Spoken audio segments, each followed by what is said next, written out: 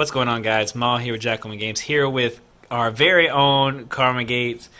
She just got what place at Covington, Louisiana? Second place. Yep. She gave me the biggest hard cardio. Yeah, I can't breathe. I'm having a stroke. But no, yeah. Shout out to her. She did amazing, and she really gave me a run for my money. And what were you playing today? Playing my child, my baby, my Rex Qi'ra. I hope this deck burns. This is my baby. I love this thing so much. This deck is so retarded, guys, because first of all, what besides a blank, like you just look at this die sides, and you're like, I'm cool with everything. He has no bad die sides. Her on the other hand is like, but him. Yeah. But him. But he's just over here like, I can handle anything. It doesn't matter. I'll take the battlefield from you. I'll do all that stuff. Yeah, I think that's where he really comes in. Like, Rex is just insane. And beside the fact of his ability and, like, how good he is as a card, and him being underappreciated, obviously, really play him because he's, like, your favorite, right? Yes. And so that's what's insane. Like, both of these characters are her favorite. Look at her shirt. Look at his shirt. I came super themed. You already know. I came like super themed. Artificery did not send her promo in time. Yes, it would have been shiny hollow in the video. Shout out to 0 Hour. Well, you play with the Royal Palace because that's busted. And, well... I feel like I had legit reasons to actually have it because I have Qi'ra. So it's not like... I'm not like everybody else who was like, I'm just going to use Thief because I can. I'm using Thief because it makes sense. Hey, you leave me and my Thief alone. You and everybody else playing Destiny right now. Yeah, you're right. So first of all, how did you do in Swiss? We've covered it in all our videos, but just in case they don't watch our vlog or anything like that. 1, how dare they? 2, 2-0 at 4-1. I did use my buy I had from a store championship that I won. So I did get a buy for the first round. I only lost once, so I went 4-1. The guy I lost to was actually undefeated, so I don't feel bad about the loss. Shout out to Matt. Yeah, so I mean, I can't be upset about losing to the guy who went undefeated in Swiss. So I was okay with the one loss. I knew even with the one, I should have been okay to make to the top 4, which I was pretty excited about. I just really wanted to bring this deck because I wanted something non-meta to make tops, as that was like my goal, wanting to take this and doing something that somebody else wasn't doing. So to be able to do it into second place just makes me very, very happy, and to make Eric work really hard to actually win in first place. I think I had like 3 aneurysms during that game. I almost flipped the table like 6 times. Only because of like the one card in here. No, we're not going to go over that card. Yes, we are. We have to. Well, all right. Well, in you 2-0'd your top 4, and then our game went to game 3, which was insane. But yeah, let's get into the deck. What's first? We'll talk about the weapons. Anyway, the weapons are usually pretty quick. Upgrades. Yeah. They're pretty quick. I mean, your typical second chance, which is why I went with hero versus villain with Qi'ra. You played second chance. You put it down on the thing, and I immediately got tilted. Yeah, I made you making the Qi'ra video 3 times. But the biggest thing, like the the biggest clutch weapon in here, honestly, is Rex's Blaster. Yeah, Rex's Blaster on Rex with me with the battlefield is. As long as you had a resource to spend after you played that, the card's ridiculous. If I have the battlefield and I have Rex's Blaster, you better hope I don't have a hit and run because you're going to be in trouble. Oh yeah, trust me, I know. That's where all my craziness comes in. Oh, I know. Tarkin took 10 damage. Oh my! I know. Yeah, that was one bait and switch. Round 1. Okay. But normal, typical ambush weapons, other than actually using Rex's Blaster in this versus a different one. Originally, I did have like E11s in here, but I felt like I could do something better. And Rex's Blaster, it was the first unique weapon able to actually have 2 copies out at the same time because of Rex. Another reason I love Rex. That's the only reason you get to trump your rule. Yeah. So, guys, she has this rule about uniques that she doesn't like to play multiples because she sees the other one as a pointless card. So this trumps, like, it doesn't apply to it. As long as I have one on Rex, I can either put the other one on or Qi'ra can have him, and I can still do things I want to do, either quick draw or hit and run, and still activate both characters. For sure. Is that all of your upgrades? That is all my upgrades. I only run technically 8, other than the second chances being. That's all you need, though. Statistically, that's all you need to draw one every round. At least one when I needed it the first round, and that was the goal, was one of those, and then hopefully getting something like the quick draw or the hit and runs. Those are the things I kind of look for at the start. And then I look for at least one piece of mitigation. And so this is the difference between. So why did you choose not to? Because I'm sure you play hyperspace. Well, I know for a fact you play hyperspace jump. And so, why did you choose not to play drop in? Because everyone's with like Han Qi'ra, they're playing drop in because they'll hyperspace. If they don't win the die roll, they'll go to their battlefield and then they're able to. Because it kind of like hit and run. Because hit and run is literally drop in, but drop in you have to see that. Yeah.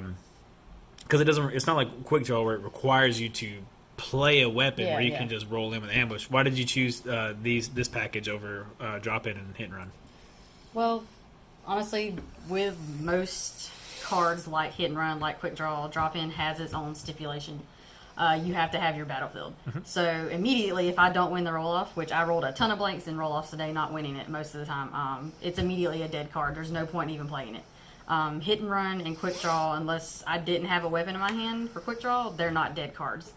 I was pretty much getting to use them every single game. As long as Rex was alive, I was getting to play hit and run, and I got to play hit and run at least once every game. Maybe not both times, but at least every game I got to use at least one of them both twice.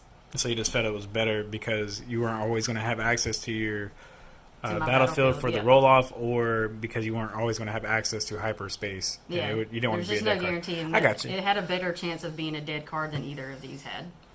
But I mean, of course, I do have the hyperspaces in here.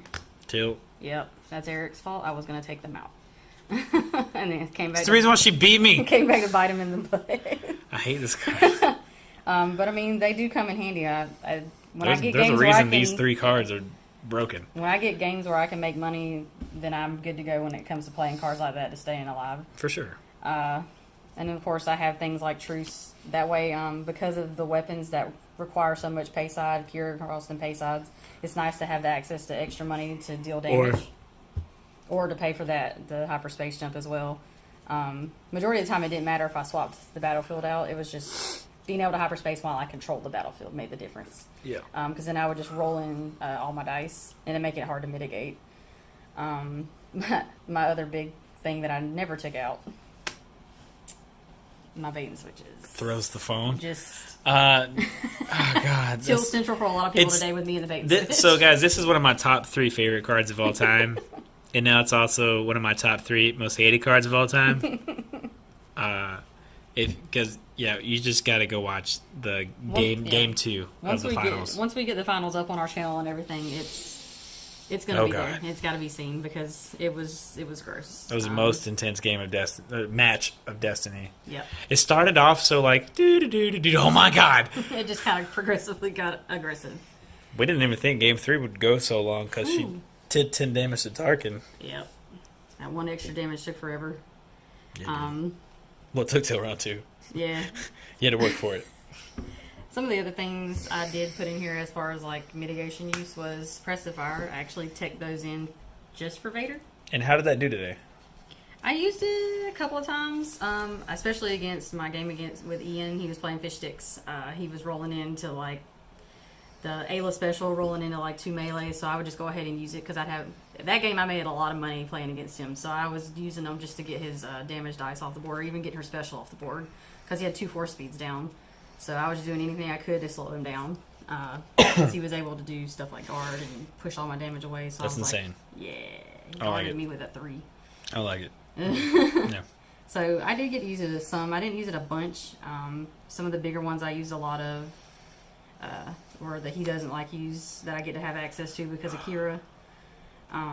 Of course, the bait switches, things like that I get to have access to because of her ability is nice. I don't use a ton of villain stuff in here, but the few I get to use are good. These, of course, indifferent. So you would multiple times combo those 2 that you just said that he doesn't like you and the indifference against me. And I was like, man. Fists, like back to back. Oh, and it hurt so bad. And then I would do more stuff because she's still resolving damage. She's like, all right, hyperspace. And I was like, ah. Yep, gotta shut you down. Take your dice away and then shut you down. And then, of course, your typical easy pickings. Best mitigation card.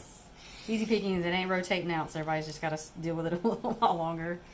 And then 1-on-1 of hasty exit and retreat. And how are these today? Because we had a discussion about this beforehand, right? I thought you should play these four cards. Yeah, retreat was good. I would catch my opponent after doing just like a bunch of damage or getting a chance to do more damage before they had a chance to do anything, and force them to make a decision to either claim, or if they had something like some kind of dice in the pool, if they wanted to resolve anything. And that was a good thing too, because like you put them in a situation like, okay, I have to resolve if I have any dice out, or claim, which them claiming doesn't do anything because they either have to roll out ahead of you, and then they don't do the power action, because then all you have to do is roll in Rex and take it, and then you get the power action. Which when people chose to take the battlefield over, like for the retreat, then their first thing is to go ahead and use the power action because everybody was using deed. And so at that point, they weren't even getting ahead except for a resource. Yeah, but they would go up once they would do it because they knew I could just take the battlefield back with Rex.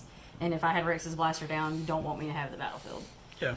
So supposed to keep you from a resource, but like normally decks that would play retreat, like it doesn't feel that bad because you're like, okay, well I can do whatever, I'm gonna have the battlefield. But it's like against this deck in particular where you're just like, oof, none of this feels good. Where I can just roll all of my dice in, deal a bunch of damage, and then force you to just use your whole to gain a resource next turn, I guess. To shoot you down. That's what this does. It just gets all the dice in the pool, makes it hard to mitigate. Even I have Beguile done to me so many times a day, and it was just like I had 8 dice in the pool. And I was like, my bad. Oh my god. And the trophies. Yep. And shout out to the trophy. But somebody beguiling you when you have 8 dice in the pool didn't even really bother me, because it was just like, okay, well, I'll lose a couple of damage, but I'm just gonna either. My favorite card against you was Mind Trick. Yeah, and even that one didn't even bother me that bad. Well, no, it doesn't bother you. It's just it cuts like the dice pool in half, and then I was like, every time I had Mind Trick, I had Beguile right behind it. I was like, okay, cool. The most you did was like 4 dice though. Yeah. With the Mind Trick, so it wasn't too bad. It was only the few dice I had in the pool. a deck like mine and yours are the only ones that can be like, you only got rid of 4 dice. Everyone else is like, that's all my dice. But I can like the dice in here, like even with the weapons, they can just roll some good damage on their own. They don't need extra stuff to make them roll damage, or like a pairing, like because it has a +2 and a +2. It has too many modifiers. I try not to have a lot of modifiers built with my characters or with my weapons, because it just makes it harder to keep damage resolved and resolvable. So doing a hit and run into a bunch of dice that don't have modifiers just is super annoying, because it doesn't slow it down. It just goes. That's for dang sure. So is there anything in the deck that you would change?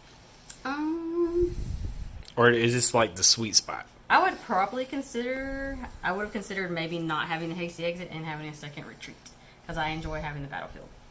At that point, yeah. So actually being able to just slow my opponent down that much more, and retreat does that, is not so bad.